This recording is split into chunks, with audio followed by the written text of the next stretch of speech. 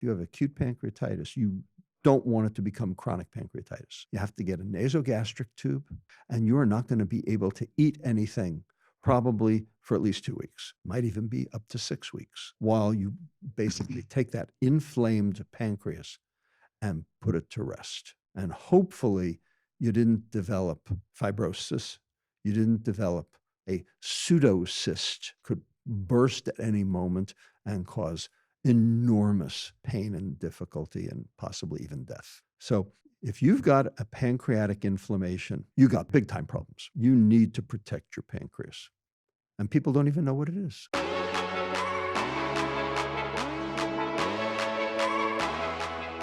So the context for this episode is Levels is expanding our blood testing. We're going into many more markers. So we're doing a series of shows sort of grouped around functional areas of markers. And really the idea is to help people make sense of some of these results they're going to get back, to have some kind of context for what does this marker mean? What does it do in my body, et cetera. So today we're going to talk about the pancreas. You and I should mention, a show on markers in general, what markers are useful for measuring metabolic health in particular. So I would encourage folks to go back and find that one. I think it's a very good episode. But today we're going to focus on the pancreas. So I thought maybe where we'd start is, which we haven't often done, we've recorded, but maybe some of your background. Why am I talking to you in particular about the pancreas? How does it intersect with what you've done professionally? So the pancreas is sort of no man's land in medicine. And there's a reason it's in no man's land. The first reason is because it's in no man's land in the abdomen. It is between the spine and the stomach. It's actually very hard to see. It's very hard to image. It's very hard for the surgeon to actually be able to go in and look at it or operate on it. It's very hard for MRI to see it. It's very hard for people to know what's going on with the pancreas. And because of where it is, between the peritoneum and the retroperitoneum, it is in this space where it can get really sick and it can get tumors, and you don't know it until it's too late. So the pancreas is kind of a problem organ to start with. It is, that's why it's no man's land. It's also no man's land physiologically, and the reason is because it's the only organ in the body that is both exocrine, meaning it makes enzymes that go through ducts into someplace else to chew up the food, as it were, and also endocrine. It secretes hormones into the bloodstream. So it secretes enzymes into the ducts, and it secretes hormones into the blood. There is no other organ in the body that does both of those at the same time. And so the endocrinologists claim the pancreas, but also the gastroenterologists claim the pancreas. And so a lot of stuff actually falls in between. So it's a little bit of a problem. And the other thing is that when there's a problem with the endocrine part, sometimes it will affect the GI part, and sometimes when there's a GI problem, it'll affect the endocrine part. So you really sort of have to be on your toes to know what's going on with your pancreas. So the study of the pancreas then typically falls into one of those two camps. You're either an endocrinologist or you're a gastroenterologist, and you're looking at those things. There's nobody who's sort of a pancreatologist. Well, there are, but they are super, super specialized and very few and far between. And to be honest with you, you wouldn't necessarily want one, because then they're so specialized, they're not even going to be able to help you. So your background is obviously on the endocrine side.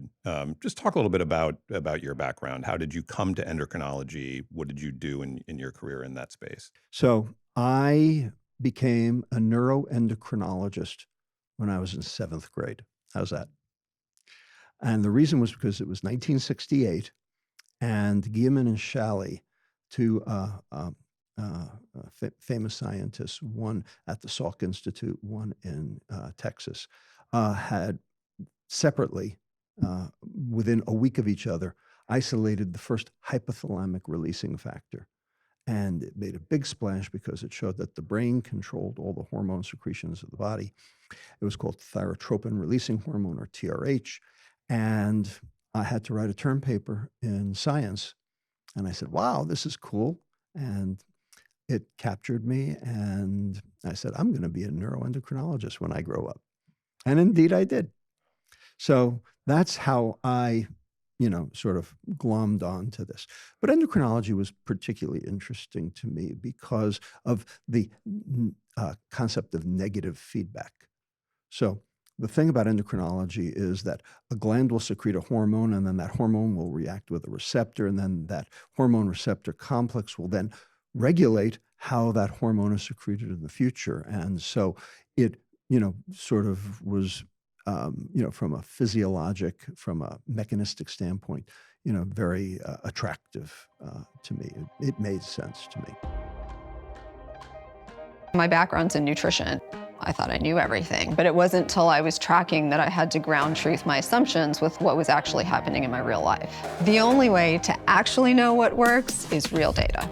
Using Levels has been life-changing. For one, I've learned how food individually affects me, even though I know as a physician how stress impacts your glucose levels and your cortisol levels. It was very eye-opening to see right in front of me in real data that my glucose levels go through the roof under certain forms of stress. You can see how food, stress, sleep, and exercise impact you personally to make smarter choices that improve your health. With features like AI-powered food logging, real-time blood sugar tracking, comprehensive blood testing, and personalized dietitian support, Levels gives you everything you need to optimize your health. Whether your goal is losing weight, having more energy, or choosing the right diet for you, Levels gives you the full picture of your metabolic health. Stop guessing, start knowing, check out Levels, and click the first link in the description. Now, back to the episode. It feels like there's a lot that's happened in endocrinology in the decades you've been practicing. What have been some of the biggest sort of advances or biggest things we've learned in that space? Well, so the one that I'm most interested in is that behavior is really biochemistry. Okay, that pretty much every thought is a protein phosphorylation. Everything we do is driven by some neurotransmitter, which was then susceptible to either a hormonal signal or a dietary signal. And so we are, just products of our environment when it comes right down to it. I think that is probably the most important thing we've learned over the last 40 to 50 years. Now, other people would be, hard pressed to say that that was the most important. They might think other things were important.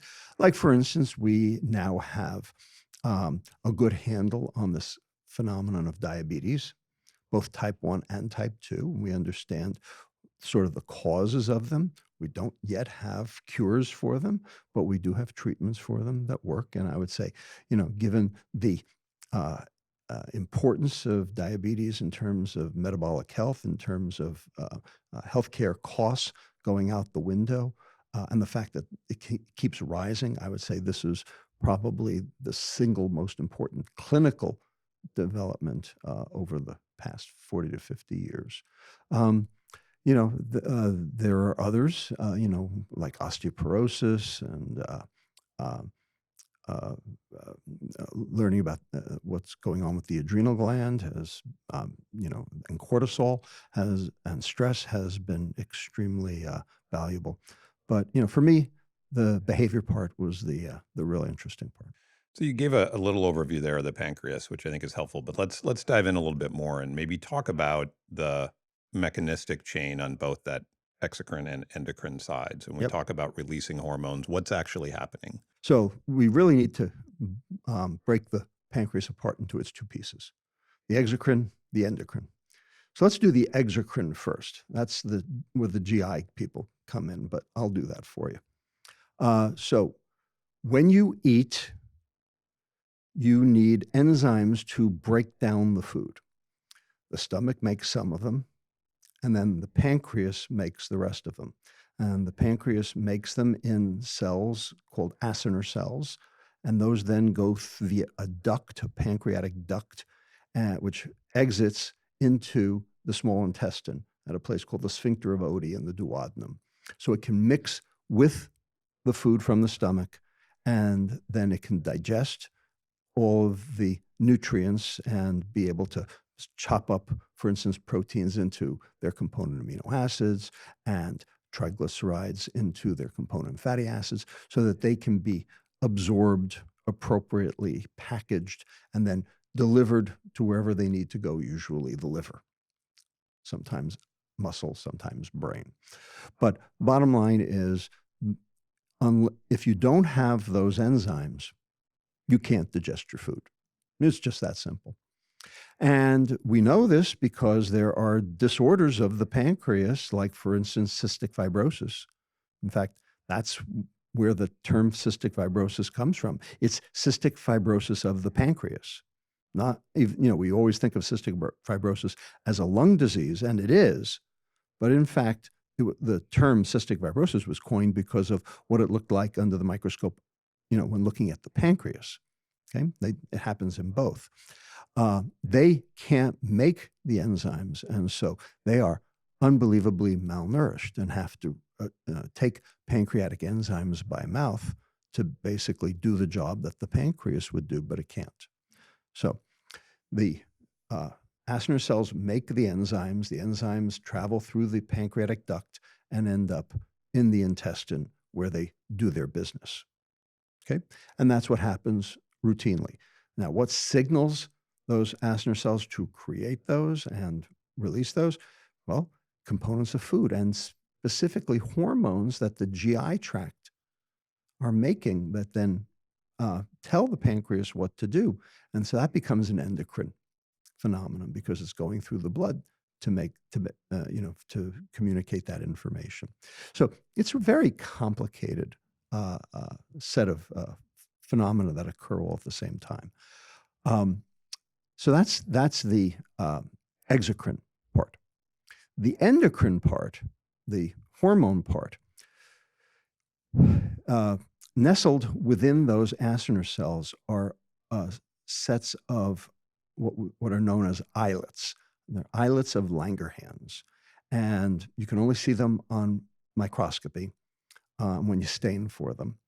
And they are little microarchitectonic marvels, because every type of cell in that islet, and there are 3 types, have to be touching each other because there's information going back and forth between them.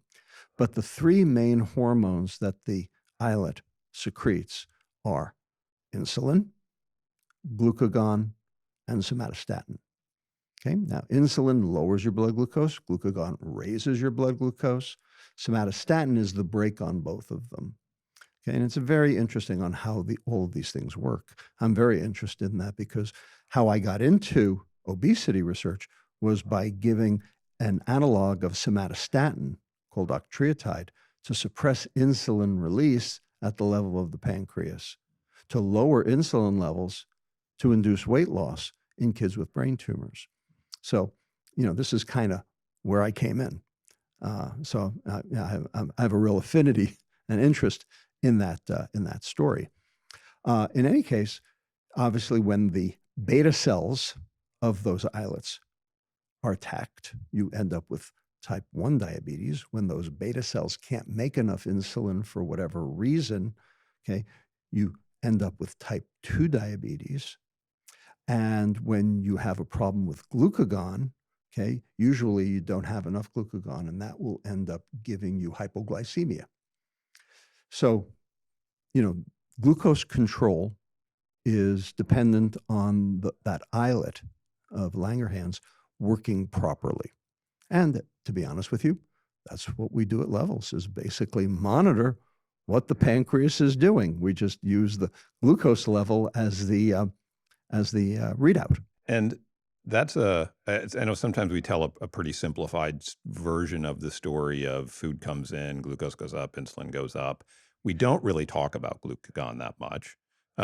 And my understanding is that there's really a constant balance. It's not that insulin is high and glucagon is gone, and then 5 hours later your glucagon comes in. They're always sort of in balance. So all 3 of these cell types, your alpha, beta, and delta cells, are always releasing some combination of these 3 hormones, right? Absolutely. That's correct. And, in general, glucagon is not a problem until it's not there. Okay, then it's a problem, and you find out the hard way. But glucagon will raise your blood glucose when you become hypoglycemic. It is one of the emergency mechanisms. There are 3 emergency mechanisms that the body uses to try to raise the serum glucose so you don't die from, blood glucose going too low. And one is glucagon, and that works on the liver to release whatever glucose is stored as glycogen into the bloodstream, kind of, whoosh, like, just to flood the zone, as it were, with glucose. The second one is the sympathetic nervous system, the adrenergic nervous system, releasing norepinephrine, which also causes the release of glucose, usually from other organs like muscle. And also adrenaline will stimulate other organs to release their glycogen. And finally, the third is cortisol. And so what cortisol does is it engages in this phenomenon called gluconeogenesis. It will turn proteins or amino acids into glucose, or amino acids into glucose, or even glycerol into glucose in order to raise the blood glucose. So you have 3 counter-regulatory hormones to deal with hypoglycemia. Now, we don't talk much about hypoglycemia, but hypoglycemia is a real issue. And in fact, I am an advisor to a nonprofit called the Hypoglycemia Support Foundation. And it turns out that lots of people have reactive hypoglycemia. They don't know it. They don't understand it. They just know that they feel lousy about 1.5 to 2 hours into a meal. And they don't understand what the problem is. And almost assuredly, it's because of a problem of these counter-regulatory hormones, the fact that insulin's lasting too long and glucagon's not coming up to meet the moment. So it's it's actually very important for routine physiology to understand how these work. And how is that dance of those 3 hormones regulated? Well, those 3 cell types, the alpha, the beta, and the delta cells, are all touching each other. So there's information, there's communication going on directly in what we call a paracrine fashion from one cell to another that's actually making changes in the output of that next cell. So when glucagon's high, that means insulin's going to get shut down because glucagon's going to be the brake on insulin. Okay, insulin's also the brake on glucagon. So it's kind of, interesting that you have that reciprocal relationship. And then somatostatin's the brake on both of them. And so it's a complicated dance, to say the least. But then when you have problems with the endocrine part of your pancreas, you're going to get into all sorts of trouble, whether it be diabetes with high blood glucose, with reactive hypoglycemia with low blood glucose. You will feel it. So we're going to get into this more as maybe it's a good time just to jump to some of the markers. Why don't we measure glucagon and somatostatin? Why do we always just measure insulin? Well, glucagon only means something when your blood glucose is low. So you'd have to catch it when the blood glucose was low. Now, what are the chances that you're going to be in an emergency room getting a blood draw at that exact moment when your blood glucose is low? Meaning it wouldn't show up in any meaningful concentration. It wouldn't tell us anything. Wouldn't tell you anything in the face of a normal or a high blood glucose. So it's kind of one of those things that only occurs in the emergency room and only in the face of hypoglycemia. Often what ends up happening is you didn't even know the patient had a low blood glucose. You find it out after, and then you ask, did you draw the did you get tube, the Jaget tube? It's a very important tube in the emergency room, the Jaget tube, because they're going to say, the resident's going to say, did you get this hormone? Did you get that factor? Did you get this or the other thing? Once you find out, so you always want a special red top to put aside for blood just in case. Okay, so you end up getting the glucagon out of that.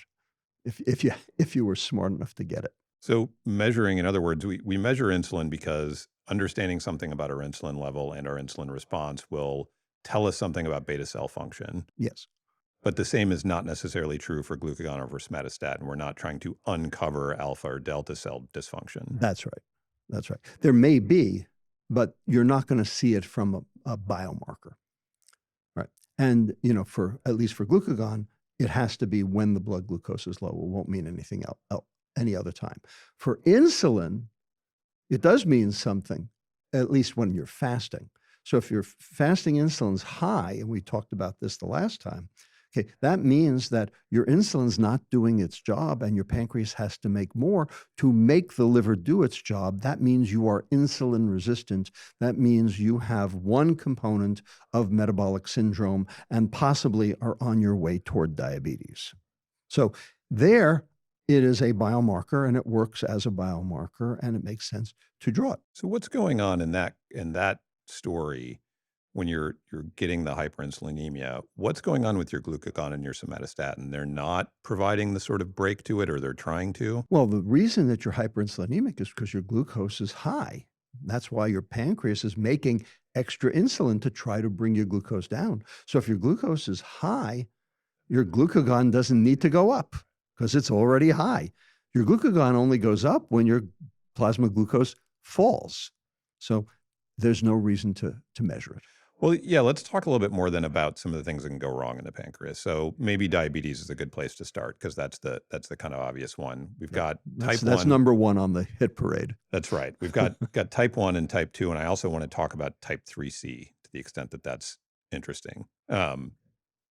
Let's talk about what's going on in the pancreas, what's going on in the beta cells in type 1 diabetes. So in type 1 diabetes, you have these cells in the islets called beta cells. And for reasons that are still unknown, and we're just still trying to figure out what this is all about, the body decides for its own reasons that are unapparent to us that those cells don't belong, that somehow those cells are foreign. They aren't, but the immune system screws up. It makes a mistake. It decides something that is self, that you were born with, all of a sudden is not self, is in fact a foreign invader. Okay? This is the basis of all autoimmune disease. Now, what causes autoimmune disease?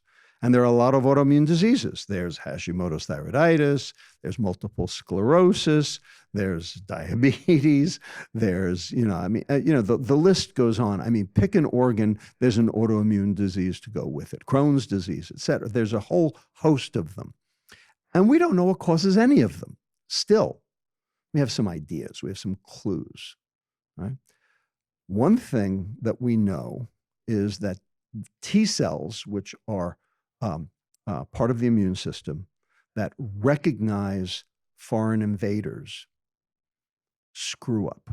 We know that there's a dysfunction of T cells, and those T cells then tell the rest of the immune system, see that protein? That's a foreign protein. It must be on a foreign body, whether it be a virus or a bacteria or a microplastic or something, okay? That doesn't belong. Immune system, go kill it. Okay? And the immune system then does. If that's a beta cell, you end up with type 1 diabetes. That part we know. So we know the how. We don't know the why.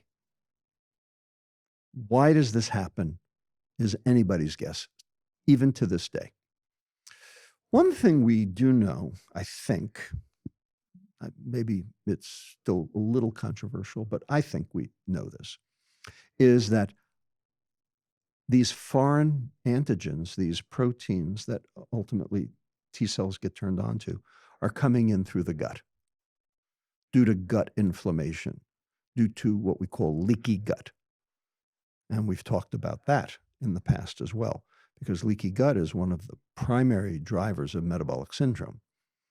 So if your gut, which is supposed to be a barrier to the stuff that's in the lumen of the gut, it's not supposed to end up in your bloodstream. If your gut can't protect you because it's dysfunctional, then proteins or peptides in your gut will make their way into the bloodstream, then the T cell will recognize it as foreign. You will end up with a clone of T cells against that protein. And then you're off to the races in terms of destruction. Usually it takes 3 to 5 years to destroy a pancreas, the beta cells in the pancreas, once the process has gone on. The good news is we can actually monitor that because we have biomarkers for that destruction. We have antibodies that we can measure in the blood. So IA2, anti-GAD65, zinc transporter 8, things that we can see that will actually predict if and when a patient will get type 1 diabetes. And we even now have a medicine that can block that T cell phenomenon by basically boosting regulatory T cells. And this is called teplizumab. We worked on it here at UCSF. My colleague, Dr. Steve Gittleman, basically headed that project up. And that is now a medicine that's on the market for delaying the onset of type 1 diabetes. Right. And that's pretty new, right, in the last few years? In about 3 years, yeah. So why is T1 so often diagnosed in youth? Why is it that I've never quite understood this progression of it. It's often diagnosed in youth, but often in sort of adolescence, right? So why does it take your body 10, 15 years to figure out that it has an autoimmune reaction to your own beta cells? Hell if I know. What I can say is that we've seen type 1 diabetes in as young as 6 months of age. By the way, there's a neonatal diabetes, which is not usually immune related, but there are transient neonatal diabetes of the newborn. Sometimes it can be permanent, but that's a different phenomenon. That's usually a genetic phenomenon. But you can see type 1 diabetes anywhere from 6 months to 85 years. You can see it in adults. Okay, it has a different name in adults. They call it LADA. Okay, latent on autoimmune diabetes of adults. Okay, LADA, but it occurs. So why it occurs around the time of puberty, why it occurs in that 10-year-old age group mostly, is I think still one of those questions that for the ages we still don't know why. And so from a diagnostic perspective, when we're thinking about markers and measuring things, typically the way you're going to start to understand that you might have developing type 1 diabetes is symptomatic. It's not going to show up in your sort of normal blood test that you're out getting. Is that right? Right. Usually not. Usually what happens is that your beta cells start getting destroyed, and they knock them down. But the insulin secreting cells that are still there will just release more insulin, so it will maintain your blood glucose. So you still don't know that you've got the problem until you finally run out. When you get to 90% destruction, when you only have 10% residual, that's when you don't have enough insulin to be able to keep that blood glucose under control. And then your blood glucose starts to go up. And the usual way that you find that out is you start ending up in the bathroom, every, 2 hours, through the night. And, if you're lucky, you get to the doctor, they measure your urine glucose, it's high. And then, they measure your serum glucose and it's high. And now you get diabetes. If you're not lucky, then you'll end up in the ICU in diabetic ketoacidosis. And that would be really bad. So that's type 1 diabetes. Let's talk about type 2 in relation to the beta cells in the pancreas. Right. So type 2 is a different phenomenon entirely. It is not autoimmune. It has nothing to do with autoimmunity.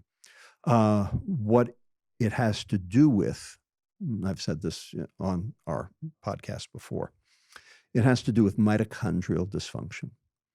So the cells of the body have mitochondria. Every cell has mitochondria. The cells that work the hardest have the most mitochondria.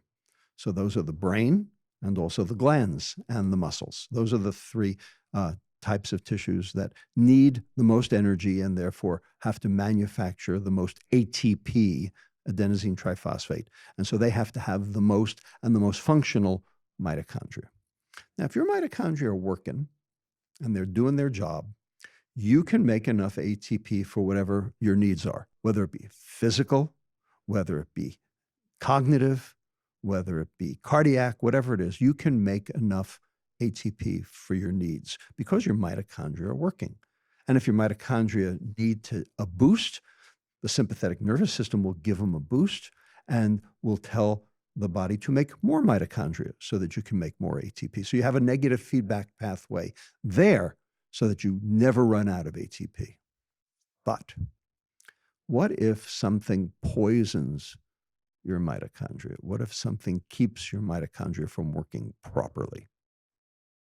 Well, it turns out air pollution, microplastics, chemicals in the environment, chemicals in the water, chemicals in the food, obesogens, fructose, my favorite, okay, all impact on the mitochondria and cause them to work less well. When that happens, well, now your cells can't make as much ATP as they need to. That causes two problems. The first is you don't have the energy you need, so you feel lousy. And the second is you have a lot of substrate that needs to get through that can't because your mitochondria are screwed. And so something has to happen with the excess substrate that can't make it through, with the excess on the front end. And so what happens is that gets turned into fat. In this case, the substrate we're talking about is glucose. Glucose, yeah. Okay. Gets turned into fat. And then that fat has to make its way out of the liver or the muscle, wherever.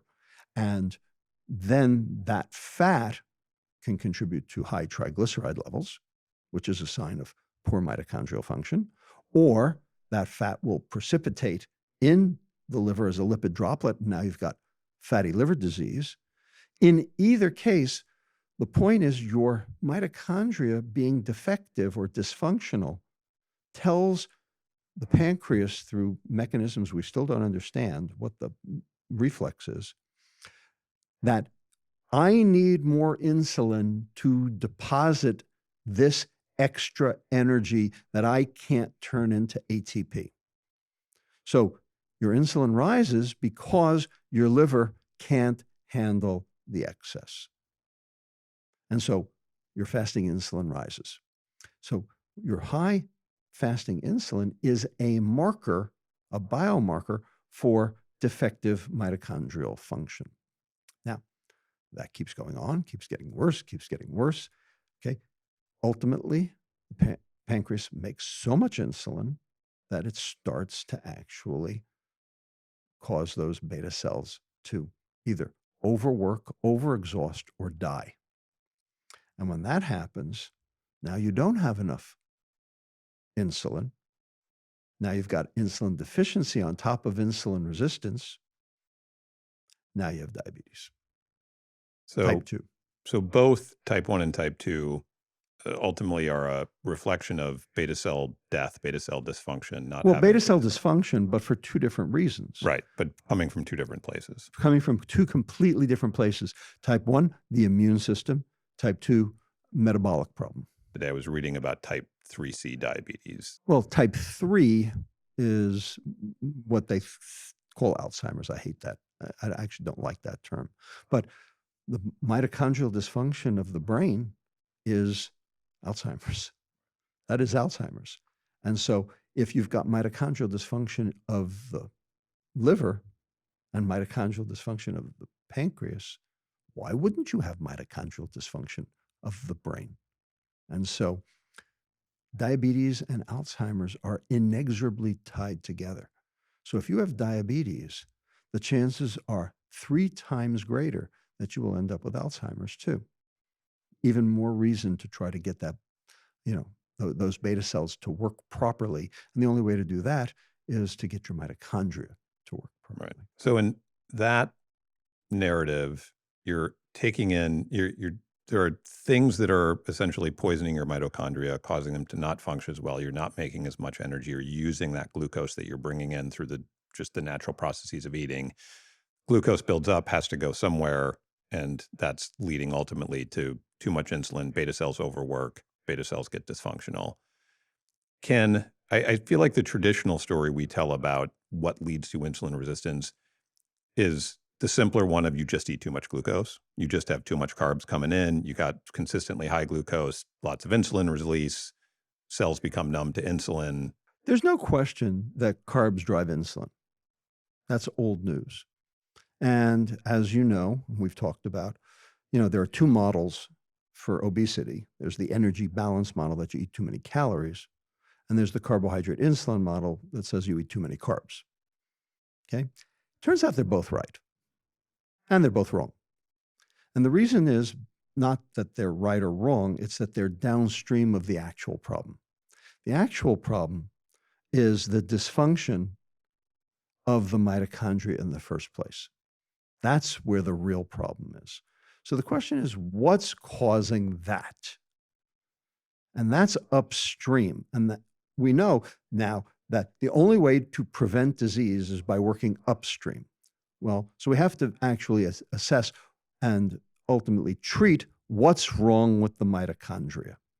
So whether it's the too many calories because your reactive oxygen species in your brain are making you eat more, which it does, or it's because of the reactive oxygen species in your pancreas telling you to make more insulin, which is driving the weight gain, which then drives the insulin resistance further. It's sort of irrelevant. The point is you got to fix the mitochondria where the problem is.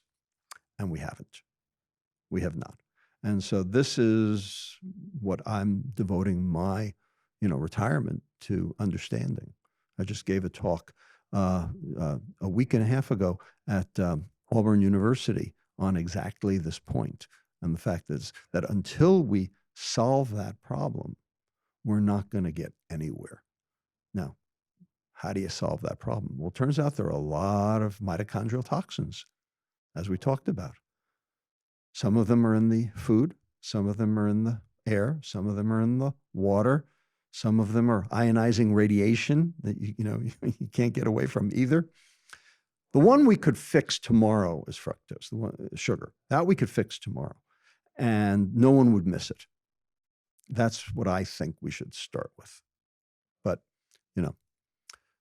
other people will think otherwise. So getting back to this sort of marker-centric view of all this, we talked a little bit about the diagnosis of type 1 and how that typically comes about.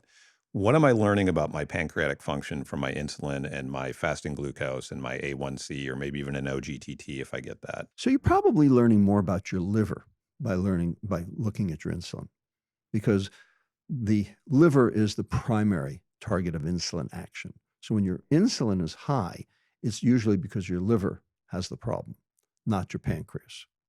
So you're actually learning more about your liver. Now, if you get to the point where your pancreas is starting to fail and can't produce enough insulin, then you want to be looking at other markers, not insulin per se, but you want to look at other markers. What markers do you want to look at? Well, you want to see whether or not your beta cells can release insulin in response to a glucose load. Well, the problem is you don't know if the insulin was hanging around from being insulin resistant or it's being made new by the pancreas. That's kind of a problem. So insulin won't answer that question because it doesn't tell you if it's old or new. So you need something that tells you new. That is C-peptide. So C-peptide is a piece of the insulin molecule that gets cleaved out in order to make the mature insulin. So the way your beta cells work, for better or worse, is they make a pre-hormone. They make a pro-hormone. And that pro-hormone is called proinsulin. And proinsulin has very little activity of its own. But what happens is there are two disulfide bridges that have to be formed, and then there has to be a piece that has to be cut out. That's called C-peptide. When you do that, then you make the mature insulin molecule, then that can be released. And that will have activity at the level of the liver and elsewhere in the body. If the pancreas is stressed because the blood glucose is high, because you're insulin resistant, because things are not going well, Your pancreas tries to get that blood glucose down any way it can. And so what it does is it releases everything it can, including proinsulin. So you can measure proinsulin in the blood. So there's a proinsulin assay. You can see hyperproinsulinemia. That will tell you that you've got a problem with your beta cell, because your beta cell shouldn't be releasing proinsulin. It should be releasing insulin. So you can measure that. The C-peptide will tell you, here's how much reserve I've got. Here's my capacity for being able to make insulin properly.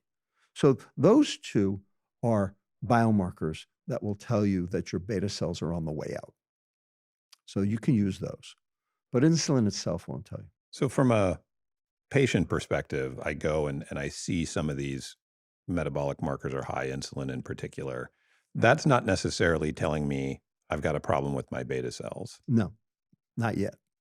And when is it starting to tell me, when as a clinician would you start to look at some of these other tests to go, oh, maybe this is a beta cell problem? Well, when you end up with high blood glucose in response to a glucose load, so impaired glucose tolerance. The point is you should be able to make enough insulin to bring your blood glucose back into range. But if you've got impaired glucose tolerance, not frank diabetes, but on the way, that's usually telling you you have a secretory defect. So you might want to look at C-peptide. You might want to look at proinsulin, depending. So that would be when I would suggest drawing those. But those are only valuable at the time of the high blood glucose. So it's all about when you draw it. So you can't draw glucagon unless the blood glucose is low, and you can't draw a C-peptide or a proinsulin unless the blood glucose is high. So you have to know what the blood glucose is before you draw it. And usually you don't know. So it's another reason why these biomarkers are problems. And is it true that one of the things we've learned in the last however many years is that once you've got burgeoning type 2 diabetes, you start to get some beta cell dysfunction, that can actually be reversed. We can actually make beta cells work again if we reduce the carb load, if we reduce the stress on them. If we improve the mitochondria, yes. And reducing the carbs will do that. And losing weight will do that. And, reducing the mitochondrial toxins, whatever they are, will do that.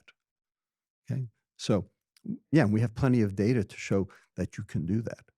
Okay. One way we do that is the ketogenic diet. So the ketogenic diet basically takes the glucose away, takes the fructose away. Remember, fructose is a mitochondrial toxin. It inhibits 3 enzymes that the mitochondria need to be able to generate that ATP. So a ketogenic diet means no sugar, no fructose. So that's a great way to start to see whether or not you can reclaim your mitochondrial function and maybe turn this whole thing around. There's no doubt, there is absolutely no doubt that type 2 diabetes can be reversed because those beta cells are still there. They're not dead. They're dormant. They're not happy. They're basically running for cover under the onslaught of all this glucose that it can't handle. Okay, so they involute, but you can bring them back. They are not dead. That's an old wives' tale that was told by diabetologists for 40 years, which we now know is not true. And this seems like a really important distinction to underline. In type 1, we can slow the progression, but it is an autoimmune reaction that is killing the beta cells. And once they are dead, they are not coming back. That is exactly right. Future they treatments. are not coming back. But in type 2, they go dormant, which means that there is a level of reversal that you can get. You can get back beta cell function that you have lost. Exactly right. And that's why it's so important to monitor it, to know what's going on, because you could potentially recoup that capacity. So, we used to say that type 2 diabetes was a chronic, progressive, inexorable, nonstop destruction of pancreatic beta cells over time. Every single thing I said is garbage. It's all not true. None of it's true. Okay. It can be reversed. You have to take away the toxin that caused it. And there are many toxins that can cause it. Which one for any individual patient, that gets complicated. But if you do them all, should work. Great way to start. Get rid of the substrate. So we've talked a lot about the endocrine side. Let's talk about the exocrine markers that are there. And the two that are in the blood test that we're offering that you often see in these kind of expanded blood tests are amylase and lipase. So remind us what those two do. They have different functions and different enzymatic functions. So what are they doing in the body and why are we testing them? Right. We're talking about now the exocrine pancreas, those pancreatic acinar cells. We're not talking about the islets anymore. We're talking about the cells that make enzymes that help you break down your food. And the pancreas makes enzymes that break down protein into individual amino acids, and it also secretes an enzyme that breaks down starch into its component glucose molecules. That's called amylase. And it also secretes an enzyme that breaks down fats to its component fatty acids. Okay, and that's called lipase. So amylase and lipase are two enzymes that the pancreas makes, go down the pancreatic duct, get released into the duodenum in order to work on the food, in order to be able to digest the food so that you can absorb the stuff you need. So when your pancreas is faced with a starch load, it will make amylase. When it's faced with a fat load, it will make lipase and will dump it in. It should dump it into the pancreatic duct. It shouldn't dump it into the bloodstream. So when you eat, your amylase and lipase go up very little, unless you have a problem, unless those pancreatic acinar cells, those exocrine cells that are making those enzymes, unless they are damaged. Now, unfortunately for us, there are a lot of things that can damage those pancreatic acinar cells. The main one, alcohol. Alcoholic pancreatitis. Okay, so alcohol can cause acute pancreatitis and can cause chronic pancreatitis, but pancreatitis is sort of, part and parcel of alcoholism. Pretty much everyone who's a chronic alcoholic, and that's 10% of the US population, and another 10% are binge drinkers, okay, have had some bout of pancreatitis. So abdominal pain, vomiting, turning yellow, due to jaundice, whatever, it's a bad scene. And the way you know that that's what's going on is you measure amylase and lipase in the blood. And so they will have spiked because of the damage to the cells in the pancreas and will spill it into the bloodstream. Right. So the damage means it's not going where it's supposed to. Right. It's not going into the intestine. It's going into your blood. Right. So it's Bad not actually idea. making too much of those enzymes. It's just putting them in the wrong place. Exactly, because they're damaged. Right. Exactly. And then they're not doing their job. And they're not only doing their job, but they're actually then working on the starch on your cells. The there are glucose molecules on each cell called glycosylation. That's bad. In addition, lipase will damage membranes. These are not things you want floating around in your blood. You want them in your intestine, not in your blood. So you can measure both amylase and lipase in the bloodstream. Now, normally, amylase and lipase should be anywhere from 40 to 140 or maybe even 160. Lipase is specific for the pancreas. Amylase is made in two places. It's made here in the salivary gland because it's working on the starch that you consume right away to turn it into individual glucose molecules, okay? And also in the pancreas. So if your amylase goes up, you don't know if it's your salivary gland that's got the problem, like a virus or a salivary stone, or whether it's your pancreas. The thing that tells you is the lipase. The lipase is the specific marker for the pancreas. The amylase is the non-specific marker for the pancreas. So does it happen that you would then maybe get an out of range amylase reading without pancreatitis-like symptoms? Exactly. Okay. So if you have pancreatitis, you should have a high lipase.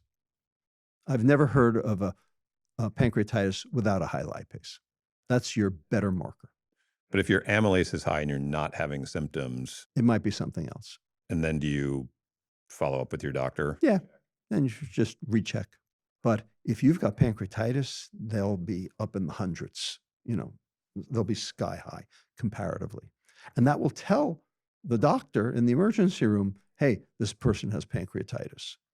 Okay. And if you have pancreatitis, you got a problem. You got a big problem. You don't have a little problem. You got a friggin' big problem. And the reason you have a friggin' big problem is because those enzymes that are leaking out into the bloodstream can do damage to cells.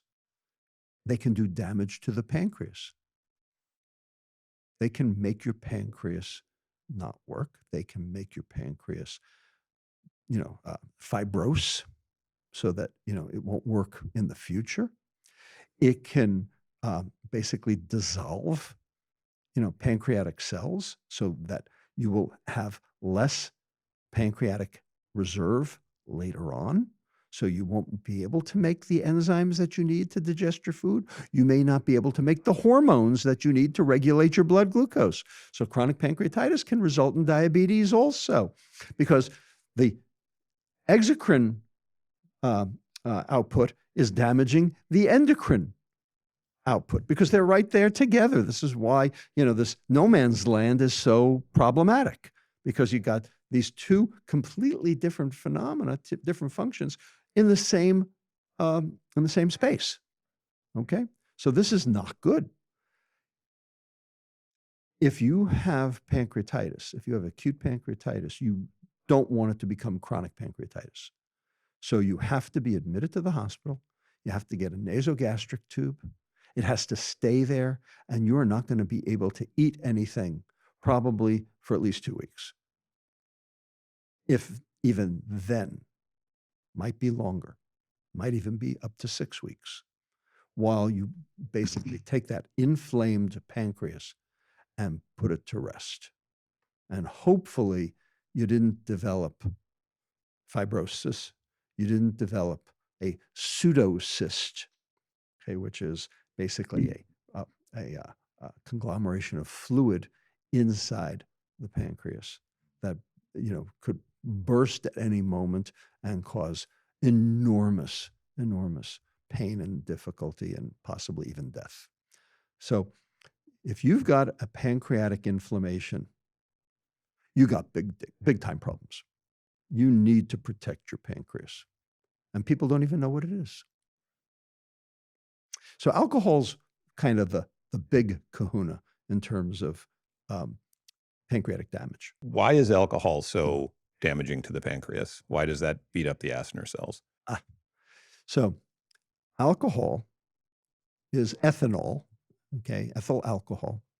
And what happens is it gets turned into an aldehyde. An aldehyde, okay, so acid aldehyde. Aldehydes are extremely reactive. They're extremely toxic. Formaldehyde, example, but acid aldehyde just as dangerous. And what it does is it basically binds to proteins, it binds to lipids, it causes damage, it basically kills cells. And so the goal is not to make aldehydes. And alcohol goes straight to an aldehyde every time. So we have a limited capacity to metabolize alcohol because we have a limited capacity to clear that acid aldehyde. And why it happens at the pancreas, because pancreatic cells are very fragile. They're very susceptible.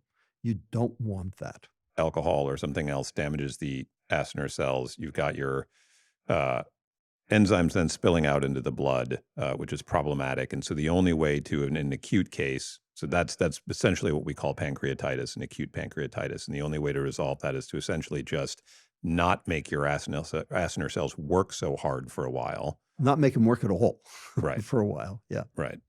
Why is a high fat diet often part of a treatment for pancreatitis? Oh, no, it's a low fat Low diet. fat diet. Okay. Low fat diet. There you go. High fat diet is what causes it. There you go. I know something to So- do with fat.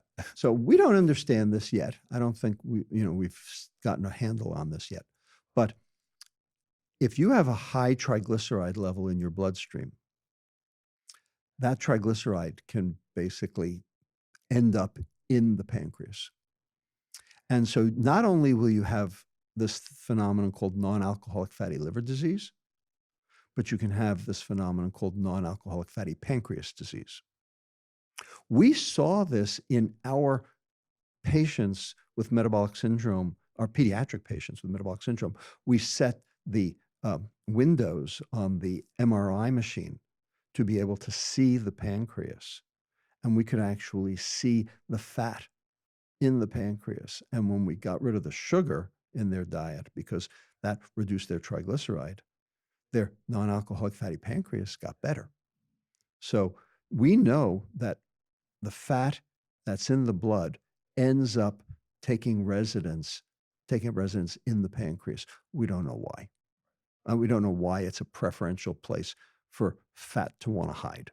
But that's a bad idea. So you don't want to have fatty pancreas because it in and of itself can stimulate this acute pancreatitis. And it's one of the reasons why when you get your lipid profile, if your lipids are super high, your doctor will call you up and put you on fish oil in order to get those triglycerides down so that you don't get pancreatitis. So is chronic pancreatitis just an accumulation of bouts of acute or acute that has not healed, or is there a different pathogenesis to what we call chronic pancreatitis? Well, there are enzyme defects like PRES1 that can cause chronic pancreatitis in kids. We take care of them. This is one reason why we do pancreatic transplants in kids with genetic chronic pancreatitis, because it's affecting their growth. It's affecting their life. They can't go to school because they're always in pain. It's a disaster. Okay, but they have a genetic reason. In general, okay, we are trying to maintain the pancreas in, what the best condition it can be in, because when your pancreas is sick, whether it's acute or chronic, you're in trouble. Okay, the goal is to, never, to prevent the acute, and if you have the acute, prevent it from becoming chronic. That's the calculus here. And I think you mentioned earlier that, thinking back to the blood test part of this, it is unlikely that I'm going to go to get my blood test, see a very high amylase and lipase without any accompanying symptoms. If I've got pancreatitis, I sort of know it, and then the amylase and lipase are kind of confirming it for the clinician. That's right. There's no point in measuring your amylase and lipase as a standard biomarker because it will be normal as long as there's no pancreatic damage. And so the question is, what is the sign of pancreatic damage? And the answer is pain, vomiting, jaundice. That's the sign of pancreatic damage. So it's a biomarker for the doctor. It's not necessarily a biomarker for you. So if I've got some of those symptoms and then I see the high marker, that's a sign that there might be something going on there. Yep. And then you are admitted to the hospital, NG tube in, and, good luck to you. So the last condition I want to talk about, even though it's not necessarily directly related as markers, but is the one that we think about when we think about the pancreas, is pancreatic cancer. Yep. Why is pancreatic cancer such a death sentence? We don't know. It's pancreatic cancer is resistant to every chemotherapy we've thrown at it. And I can't explain why, but it just is. One thing that's very interesting about pancreatic cancer is that many pancreatic cancers can turn fructose into glucose. So normally fructose only goes to mitochondria in the liver. But there is an enzyme that can turn fructose into glucose. That enzyme is called transketolase. Will turn fructose into glucose, but only in the cells that have the transketolase. Well, pancreatic cancers have the transketolase. So if that's the case, if you're giving sugar to a patient with pancreatic cancer, you're feeding the cancer because the rest of the body can't use it, but the cancer can. That's kind of like a dumb thing to do. So this is work from Heaney.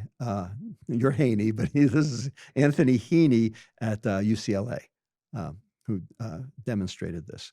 And so pancreatic cancers are notoriously drug averse, and they basically generate their own glucose source that you sort of, have a hard time taking away. So those are two reasons why pancreatic cancer is bad. The other reason pancreatic cancer is so bad is because it's in that no man's land. Usually you end up with stage 4 pancreatic cancer before you even know you have a problem. And by that time, it's usually too late because pancreatic cancers seed into the liver and into other tissues very rapidly. So catching a pancreatic cancer early is, just stroke of luck. So these are all the reasons why pancreatic cancer is so bad. And is there a relationship between the other conditions we've talked about, pancreatitis and diabetes and cancer? Does having those make me more likely to develop pancreatic cancer? Yes. Metabolic syndrome increases your risk for pancreatic cancer. Alcohol increases your risk for pancreatic cancer. Yeah. So anything that damages the pancreas increases your risk for pancreatic cancer. Right. It's basically creating an environment in which those tumors can start to grow. Exactly right. Maybe where we'll end it so as not to end it on pancreatic cancer is we've talked about some of these things in specific instances, but maybe we'll just wrap up with what can we do to take care of our pancreas? Everything's normal and healthy. We don't have anything diagnosed, but we don't want to get there. What are the lifestyle habits, the foods, the diet that are going to keep the pancreas working? Get rid of the toxins. Pancreas is unbelievably susceptible to these toxins. All right. Anything that causes mitochondrial dysfunction is going to cause pancreatic dysfunction for the reasons we talked about. Mostly it's going to cause liver dysfunction, which is going to cause the beta cells to have to work harder. So that's one way to take care of your pancreas is by helping your liver, right? But in addition, the toxins that directly affect the pancreas, alcohol being sort of, chief number one on the list. But, having a high triglyceride level, not letting that sort of wander off without taking care of it is extremely important as well. Basically, pancreas care is preventative care.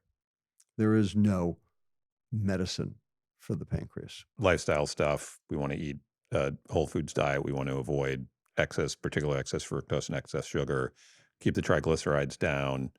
I assume sleep, stress, exercise, all of those same markers that are going to support the rest of our system. All the above. The point is there's no medicine that gets there. Okay. The goal is, take care of it. Because I guarantee you, if you don't take care of it, you're going to be really miserable.